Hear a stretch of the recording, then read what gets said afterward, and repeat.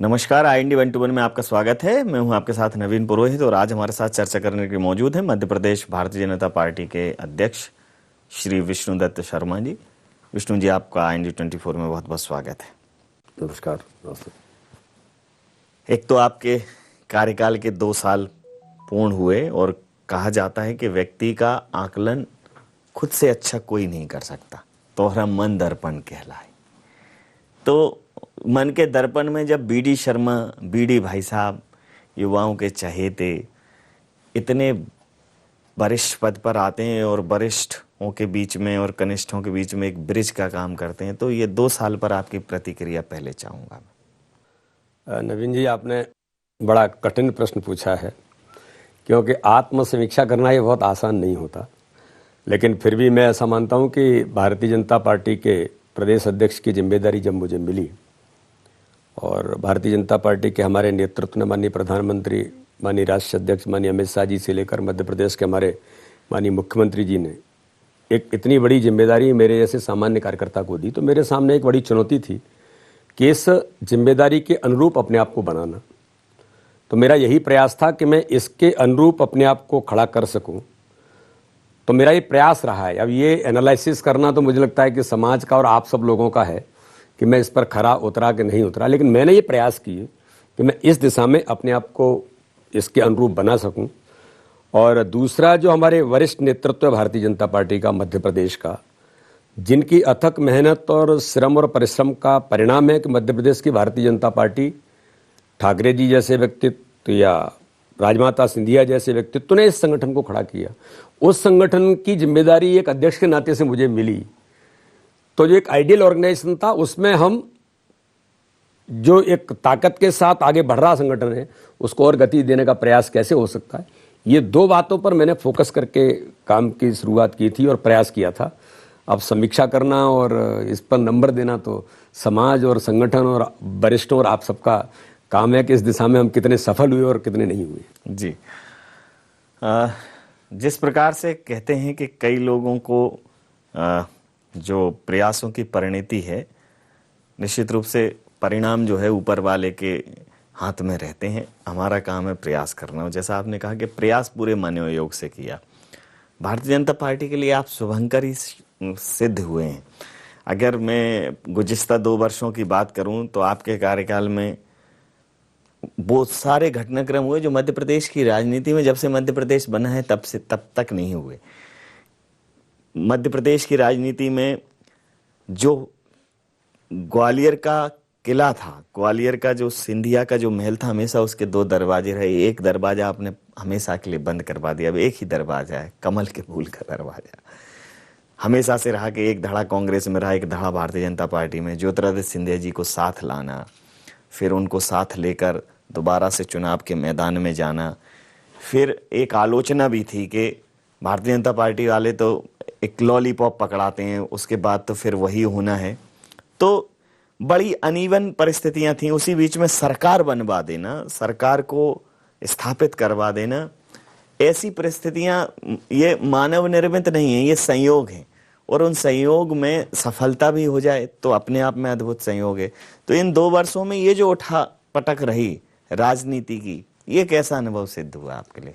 ये जो आपने नवीन जी ने कहा, बिल्कुल बिल्कुल ठीक बात है कि ये वास्तव में ही एक संयोग था कि जब मैं प्रदेश का अध्यक्ष बना, मुझे जिम्मेदारी मिली और उसी समय इस प्रकार का घटनाक्रम हुआ।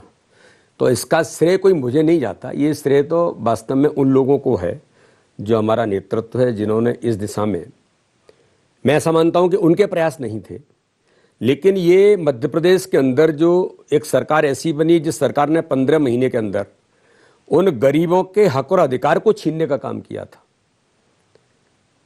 इस प्रकार की योजनाएं जो गरीबों के जीवन को बदलने वाली योजनाएं थी, उन योजनाओं को बंद करके मध्य प्रदेश के अंदर जिस प्रकार की दुरावस्था का दौर बना था, तो नेचुरली इस मध्य प्रदेश के अंदर लगने लगा था कि मध्य प्रदेश का क्या होगा।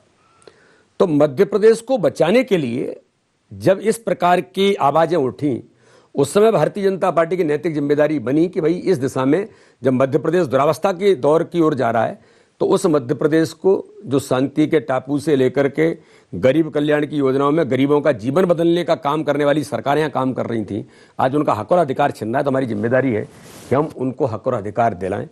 और मैं ऐसा मानता हूं कि उसका परिणाम है कि मध्य प्रदेश के अंदर उस समय की जो कांग्रेस की सरकार थी, कमलनाथ जी और दिग्विजय सिंह के इशारे पर चलने वाली सरकार, जिन्होंने मध्य प्रदेश को बंटाढार किया था, आज मध्य प्रदेश के नेतृत्व ने उस समय इसको स्वीकारोक्ति दी और नई सरकार बनी। उसमें माननीय ज्योतिरादित्य सिंधिया जी होंगे या और मित्र होंगे जिनको लगा कि मध्य प्रदेश में ठीक नहीं हो रहा और ये ठीक होने की जरूरत है, और वो भारतीय जनता पार्टी के अंदर आए और भारतीय जनता पार्टी के अंदर मध्य प्रदेश को बचाने के लिए सरकार बनी। जी, वैसे भी मानस में मुखिया की जो परिभाषा गोस्वामी जी ने उद्धृत की है कि मुखिया मुख सो चाहिए खान पान सो एक, पाले पोसे सकल अंग तुलसी सहित विवेक। उनके साथ भी जो सालों से साथ हैं और उनके साथ भी जो सालों का अपना त्याग, सालों की अपनी मेहनत छोड़कर और आपके दरवाजे आए हैं। बिल्कुल वैसी ही स्थिति थी जैसे प्रभु श्री राम के शरण में विभीषण जी आए, अन्य तमाम लोग आए। तो पहचाना कैसे, क्योंकि आप तो सामान्यतः कांग्रेस को लंका की संज्ञा देते हैं कि ये तो राक्षसों का दल है, इस प्रकार की भी उन पर टिप्पणी की है। जो रामचंद्र जी के ऊपर सवाल उठाते हैं तो लंका निश्चर निकर निवासा, यहाँ कहाँ सज्जन कर बासा। कैसे, मतलब उन लोगों को आइडेंटिफाई कैसे किया आपने? नहीं, ये आइडेंटिफाई भारतीय जनता पार्टी ने नहीं किया। और इस प्रकार की परिस्थिति जो बनी, आपने देखा होगा मध्य प्रदेश के अंदर किस प्रकार की आवाजें उठ रही थी कि कांग्रेस की लीडरशिप में अंदर उमंग सिंगार जैसे उनके कैबिनेट के मंत्री कह रहे थे कि इस सरकार को दिग्विजय सिंह जैसा व्यक्ति पर्दे के पीछे से चलाता है, कमलनाथ जी केवल मुख्यमंत्री हैं, वो मुख्यमंत्री की भूमिका में नहीं है। उमंग सिंगार कहते थे कि मध्य प्रदेश के अंदर भू माफिया, शराब माफिया, रेत माफिया कोई है तो दिग्विजय सिंह जैसा व्यक्ति इस प्रदेश का सबसे बड़ा भू माफिया और रेत माफिया और शराब माफिया है। गोविंद सिंह कहते थे कि भ्रष्टाचार इतना बढ़ गया है कि ये पैसा ऊपर तक जाता है। ये इस प्रकार के घटनाक्रम जो मध्य प्रदेश के अंदर हो रहे थे, उन्हीं के अंदर इस प्रकार की आवाजें उठ रही थी। इस पर मध्य प्रदेश को, मैंने जो पहले ही कहा कि मध्य प्रदेश के एक जिम्मेदार संगठन होने के नाते से राजनीतिक क्षेत्र में भारतीय जनता पार्टी को ये लग रहा था कि इस प्रकार की घटनाएं हो रही हैं और उन लोगों को लगा कि अब ये नहीं होना चाहिए। और उन्होंने भारतीय जनता पार्टी के पास आकर के जब इस बात को कहा, तो जिसको विभीषण कहा जाता है, अगर सत्य के लिए, देश को बचाने के लिए, प्रदेश को बचाने के लिए अगर कोई विभीषण भी बनता है तो आज उसकी जरूरत है। और इसलिए भारतीय जनता पार्टी ने हमारे उन सब मित्रों को जिन्होंने मध्य प्रदेश को बचाने का निर्णय किया, वो आए, उनकी स्वीकारोक्ति बनी और भारतीय जनता पार्टी ने मध्य प्रदेश को बचाने के लिए निर्णय किया।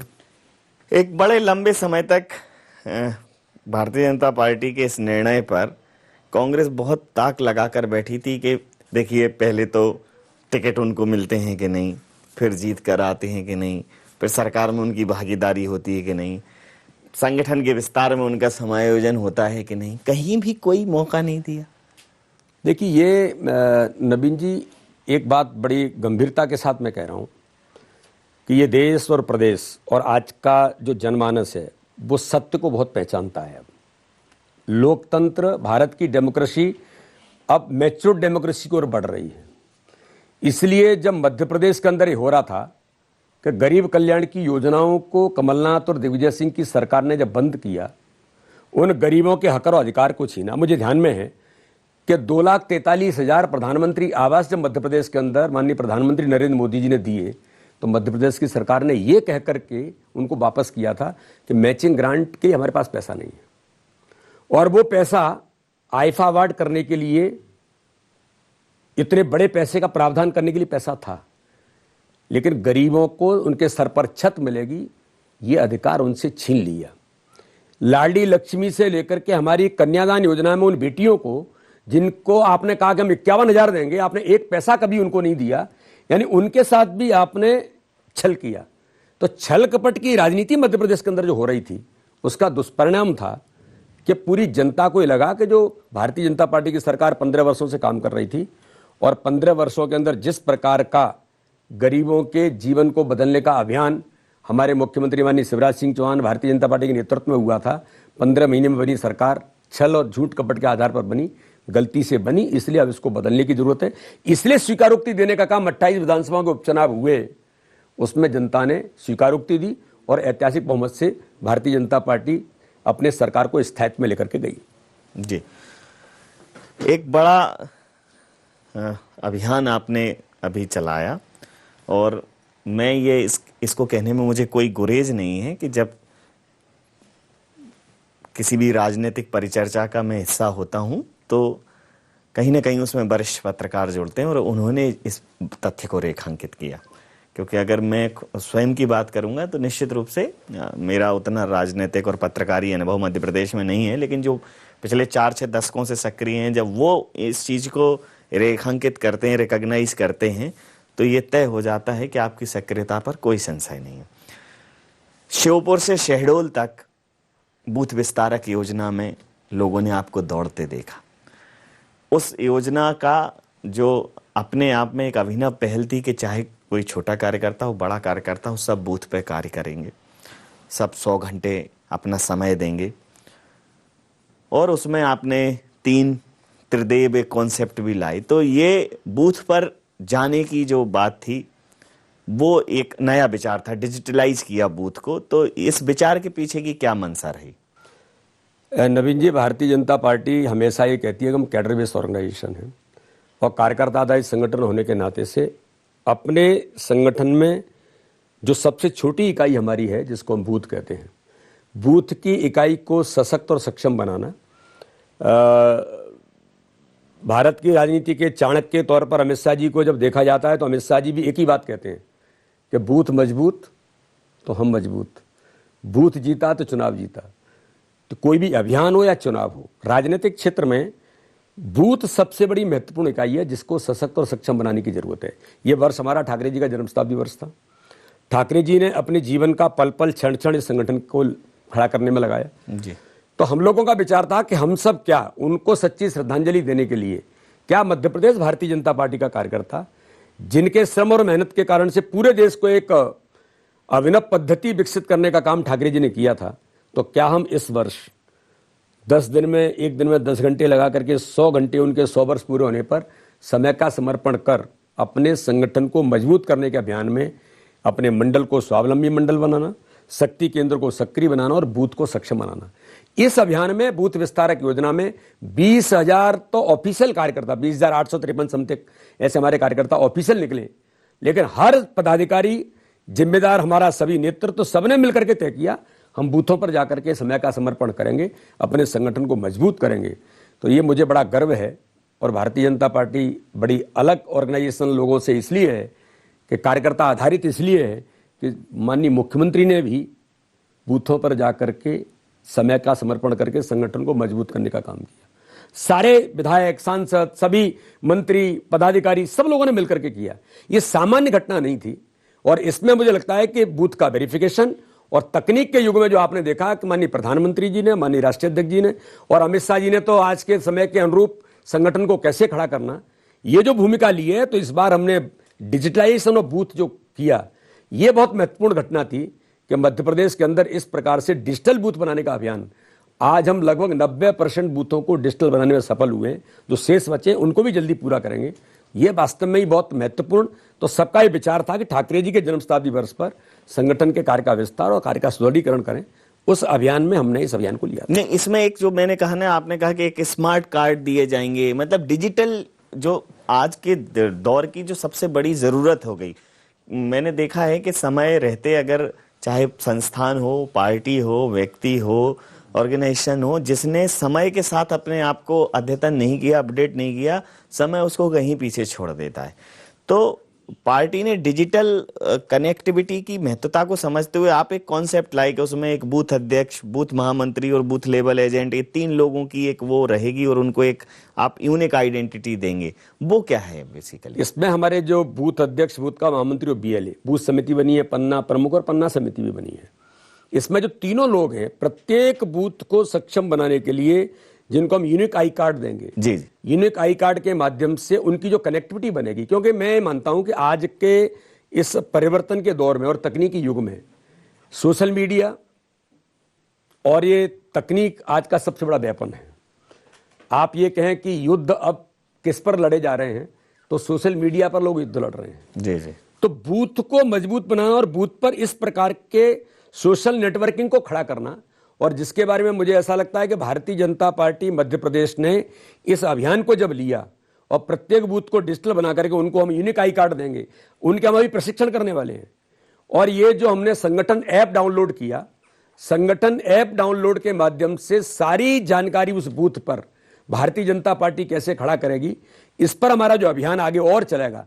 इसमें अभी काम बाकी है जिसको हमको करने की जरूरत है कि प्रत्येक बूथ पर तीनों को, जो त्रिदेव हमने जिनको कहा, संपदा कार्ड हम उनको दे रहे हैं जी जी। इसके माध्यम से कि माननीय प्रधानमंत्री जी ने अभी गुजरात के अंदर पन्ना समिति के लोगों को संवाद किया। जी, तो अगर मैं संपदा मीन प्रॉपर्टी, और जब आप कहते हैं कि वो देव दुर्लभ है तो इंटेलेक्चुअल हो गई, तो ये जो आपकी इंटेलेक्चुअल प्रॉपर्टी है, क्या इससे आप ट्रांसफॉर्मेशन ऑफ द ऑर्गेनाइजेशन करना चाहते हैं कि पूरे संस्थान का कायाकल्प कर दें? नवीन जी, आपने बड़ा अच्छा शब्द उपयोग किया है।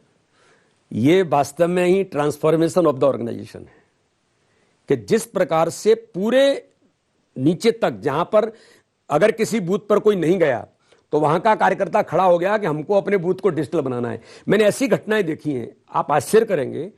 इंटीरियर ग्रामीण क्षेत्र में मैंने खगनार मंडल का समाचार पढ़ा, घोर जनजाति क्षेत्र है, वहां नेटवर्क नहीं आ रहा तो पहाड़ी पर जाकर के नेटवर्क ढूंढ करके फोटो खींच रहे हैं, अपलोड कर रहे हैं अपने बूथ के कार्यकर्ता का नाम। पानी की टंकी पर इसलिए चढ़ रहे हैं कि शायद वहां नेटवर्क मिलेगा, वहां जाके फीड कर रहे हैं, अपने छतों पर सीढ़ियों पर जाकर के चढ़ रहे हैं। यह सामान्य घटना नहीं है।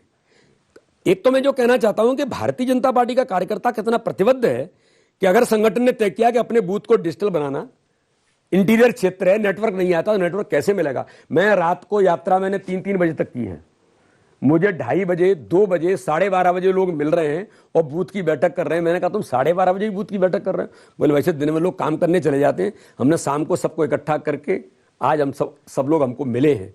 ये भारतीय जनता पार्टी का कार्यकर्ता, जिसको देव दुर्लभ भी कहते हैं, और जो वास्तव में ही पूरे ऑर्गेनाइजेशन में ट्रांसफॉर्मेशन ने, जो माननीय प्रधानमंत्री कहते हैं कि प्रत्येक बूथ पर आयुष्मान कार्ड किसी का बना तो क्यों नहीं बना, बनाए तो उपयोग होना चाहिए। गरीब कल्याण की योजनाएं जमीन पर उतरेंगी तो बूथ सबसे बड़ा सहभागी बनेगा। ये ट्रांसफॉर्मेशन है। ये तकनीक के युग में हम इन चीजों को नीचे तक उतारने में, मुझे लगता है जो आगामी समय में इसको और हम ताकत देंगे, ये वास्तव में ही ट्रांसफॉर्मेशन ऑफ द ऑर्गेनाइजेशन। मेरे इस प्रश्न का जो मूल विचार है वो अन्य पार्टियों से के लोगों से जब मैं चर्चा करता हूं, उनके यहाँ मैं प्रश्न जरूर पूछ रहा हूं, लेकिन मौलिक विचार उनकी वजह से प्रस्फुटित हुआ है, अन्यथा मत लीजिएगा। खाते क्या हैं आप लोग? बड़ा मतलब आपको ये प्रश्न बड़ा अजीब लगा होगा कि एक अभियान खत्म नहीं होता है, दूसरा शुरू कर देते हैं। अभी बूथ विस्तार खत्म नहीं हुआ तो आप समर्पण निधि, संग्रह निधि अभियान शुरू कर दिया। नवीन जी, इस विचार में मतलब इसमें कहीं हॉलीडे, एंजॉय, फैमिली, मतलब पर्सनल कुछ बचता ही नहीं है। मतलब क्या करके शुरू करते? इस विचार में एक ही मंत्र है, चरैवेति चरैवेति, चलते चलो, काम को करते चलो। और मुझे लगता है कि इसमें कहाँ विश्राम है। जो कहते हैं ना कि भगवान श्री राम का काम किए बिना मोए कहाँ विश्राम, तो इसलिए काम करते करते चले जाते हैं। बात बीच में जो जैसी संभावनाएं बनती हैं, जितना संभव समय होता है वो अपने लिए, परिवार के लिए, व्यक्तिगत तौर पर जितना संभव होता है उतना करते हैं। लेकिन चूंकि ये लगातार इस देश के अंदर, आप मुझे बताइए कि भारत के अंदर आजादी के बाद एक ऐसा प्रधानमंत्री जिसने अपने दूसरे कार्यकाल के लगातार चलते हुए आज तक जीवन के अंदर एक छुट्टी नहीं ली हो, कितना बड़ा आदर्श हमारे लिए है। तो हम जैसे कार्यकर्ता या देश के भारतीय जनता पार्टी के कार्यकर्ता, हमारा आइडियल ऑर्गेनाइजेशन, आइडियल लीडर प्रधानमंत्री नरेंद्र मोदी जैसे व्यक्तित्व। मैं तो मध्य प्रदेश के मुख्यमंत्री जी के बारे में कहता हूं कि शिवराज सिंह चौहान के श्रम के बारे में, मेहनत करने के बारे में उनको कभी लगता ही नहीं कि मैं थक रहा हूं। तो ऐसी लीडरशिप हमारी है, तो उस लीडरशिप को ताकत देने के लिए हम जैसे कार्यकर्ताओं को भी मैदान में उतर के इस काम को करना चाहिए और करना ही चाहिए। तो मुझे लगता है कि यही हमको ताकत देता है और इसी के आधार पर भारतीय जनता पार्टी दुनिया का सबसे बड़ा राजनीतिक दल बना। जी, बूथ विस्तारक को समझा कि बूथ विस्तारक के पीछे का भाव ये था। अब ये समर्पण संग्रहण निधि जो अभियान आप चला रहे हैं, कांग्रेस ने हालांकि इस पर सवाल उठाया है कि भाई ये तो वसूली अभियान है, टेरर टैक्स का नाम दिया है उन्होंने। नवीन जी, इसके बारे में मैं कहूँगा कि हम सब लोगों ने जब ठाकरे जी के जन्म शताब्दी वर्ष के अभियान में श्रद्धेय सुमित्रा ताई के नेतृत्व में जब ये ठाकरे जी के जन्म शताब्दी समारोह समिति बनी, तब हमने विचार किया कि आजीवन सहयोग निधि ठाकरे जी ने कंसेप्ट दिया था, मध्य प्रदेश से शुरुआत हुई थी, लेकिन पूरे भारत के संगठन ने इसको स्वीकारोक्ति दी और एक पद्धति बन गई। और इस पद्धति पर पूरी भारतीय जनता पार्टी देश की सभी राज्यों में अपने कार्यकर्ता के बल पर संगठन को चलाना, अपने संगठन को स्वावलंबी बनाना, आत्मनिर्भर बनाना, ये ठाकरे जी ने ही कंसेप्ट दिया कि कार्यकर्ताओं के बल पर संगठन चलाएंगे। अभी माननीय प्रधानमंत्री ने माइक्रो डोनेशन 5 रुपए से लेकर के 1,000 रुपए तक, प्रधानमंत्री ने 1,000 रुपए संगठन को डोनेट किया, 5 रुपए कार्यकर्ता कर रहे हैं, पूरे देश के कार्यकर्ता कर रहे हैं। तो हमने तय किया कि ठाकरे जी को सच्ची श्रद्धांजलि होगी कि जो कंसेप्ट मध्य प्रदेश से शुरुआत हुई, तो क्या हम इस बार आजीवन सहयोग निधि को समर्पण निधि के नाम पर समर्पण करते हुए, कार्यकर्ता समय का समर्पण कर रहा है और अपने संगठन के लिए अर्थ का भी समर्पण करे, तो ये समर्पण का अभियान हमने लिया है। बूथ बूथ पर कार्यकर्ता 100 रुपए भी कर रहे हैं, तो कुछ फिर से 65,000 पे जाएंगे। बिल्कुल 65,000 काम शुरू हो गया, लगातार इस पर काम चल रहा है। इतना आप काम कर रहे हो कि मुझे मतलब लोगों को जुबानी चढ़ गया कि आपके 65,000 बूथ हैं। इसमें नवीन जी क्या है कि ये जो 65,000 बूथों पर जो एक स्ट्रक्चर हमारा, जिसको हम सबसे ताकतवर ऑर्गेनाइजेशन का तंत्र कहते हैं, वो जो बूथ है जिनको हमने फिजिकल वेरिफिकेशन और डिजिटलाइजेशन किया, अब उन पर एक काम नीचे अब काम मिलना शुरू हुआ। उनको पहले भी मिलता था, लेकिन अब जो नई रचना खड़ी होगी उसमें उनको काम तत्काल बूथ पर संकल्प समर्पण निधि इकट्ठी करना। मैं कल रात को पन्ना में 9 बजे रामपुर के बूथों पर 5 बूथों के लोग थे, 100-100 रुपए लोगों ने किस उत्साह के साथ देते हैं। ये समर्पण है। देखिए मेरा ऐसा मानना है, कांग्रेस आरोप लगाएगी, ये सब करेगी, कांग्रेस का काम है ये, लेकिन वो समर्पण को कभी नहीं समझ सकते, क्योंकि उनके जीवन में, उनके जीन्स में कभी समर्पण नहीं रहा। उनके जीन्स में तो काला धन रहा, उनके जीन्स में भ्रष्टाचार रहा, उनके जीन्स में कैसे लूटा जा सकता ये रहा। तो कोई कुछ करेगा तो वो इसको ऐसे ही मानेंगे। हमारे यहाँ समर्पण हमारा एक पद्धति है और कार्यकर्ता अपने विचार के लिए, अपने संगठन के लिए समर्पण करता है, जो कांग्रेस कभी समझ ही नहीं सकती। जी, मैं आपके इसको मैंने अपने एक मतलब ये मेरा अपना थॉट प्रोसेस है कि फील्ड में ठक ठक और पार्टी कार्यालय में बैठक, मतलब ये उठापटक होती ही रहती है, थमते ही नहीं। फील्ड में जाएंगे तो कहीं बूथ विस्तारक, तो कहीं समर्पण संग्रह निधि, तो कहीं राम शिला यात्रा, मतलब हर माध्यम से जनता के बीच में जाने की कोशिश करते हैं, लोगों को नॉक करते हैं, जाके जगाते हैं, और वहां से फ्री होते हैं तो सुबह से कंप्यूटर ऑन हो जाते हैं। कहीं तो मीडिया पता चल रहा है सुबह के सुबह पूरे प्रवक्ता बात कर रहे हैं, फिर पूरी पार्टी बात कर रही है, फिर मतलब बूथ बूथ पर लोग जुड़ रहे हैं। तो ये जैसे यूथ जो जुड़ रहा है, ऐप बनाया, ये बनाया, ये कनेक्टिविटी की आपको नहीं लगता कि मतलब वो कांग्रेस से आज ही जाके कहती है 24 घंटे आप लोग चुनावी मोड में रहते हो? ये कांग्रेस भी नवीन जी, ये भी बड़ी समीक्षा का विषय है कि राजनीतिक दल केवल राजनीति के लिए काम करते हैं, लेकिन भारतीय जनता पार्टी डिफरेंट इसलिए है, पार्टी विद द डिफरेंस इसलिए है क्योंकि माननीय प्रधानमंत्री कहते हैं, माननीय राष्ट्रीय अध्यक्ष कहते हैं कि भारतीय जनता पार्टी राजनीति के साथ सामाजिक भूमिका का निर्वहन करती है। कोरोना के संकट में आह्वान किया माननीय राष्ट्रीय अध्यक्ष जी ने कि हम राजनीति तो करेंगे, लेकिन आज का समय गंभीर संकट का समय है, दुनिया संकट में है, तो कार्यकर्ता सामाजिक भूमिका का निर्वहन करें। मुझे गर्व है कि मध्य प्रदेश के अंदर भारतीय जनता पार्टी के कार्यकर्ताओं ने कोई भूखा नहीं सोएगा, गरीब चले आ रहे हैं, उनकी मदद करने का काम, इतने संवेदनशील मुद्दे पर जो काम किया हमारे कार्यकर्ताओं ने जान जोखिम में डालकर। तो भारतीय जनता पार्टी केवल पदों पर आने के लिए, केवल राजनीति करने के लिए या सत्ता में आने के लिए मात्र नहीं है, सामाजिक भूमिका का भी निर्वहन करती है। देश हमारे लिए पहले है, हम समाज के लिए काम करते हैं, उसके बाद हमारा दल है। तो इसलिए भारतीय जनता पार्टी के कार्यकर्ता, हमारा नेतृत्व हमेशा इस दिशा में काम करता है कि देश हमारे लिए पहले है, इंडिया फर्स्ट, इस पर हम काम करते हैं। तो ये कभी कांग्रेस समझ नहीं सकती और कांग्रेस के लोग कभी ये कर भी नहीं सकते, क्योंकि उन्होंने हमेशा सत्ता के इर्द गिर्द रहे हैं। वो जो भी करते हैं तो किस प्रकार से चुनाव में जाति, क्षेत्र वगैरह वगैरह, जितने भी राजनीति के अलग अलग प्रकार के ऐसे चीजें जो एक विकृत तौर पर समाज को, विकृत राजनीति को बनाया जिन मुद्दों ने, चाहे वो राजनीति का अपराधीकरण हो, चाहे राजनीति के अंदर भ्रष्टाचार हो, ये करने का काम कांग्रेस जिंदगी भर करती रही। तो वो भी सोच सकते हैं, लेकिन भारतीय जनता पार्टी तो बलिदान के आधार पर खड़ा किया हुआ दल है।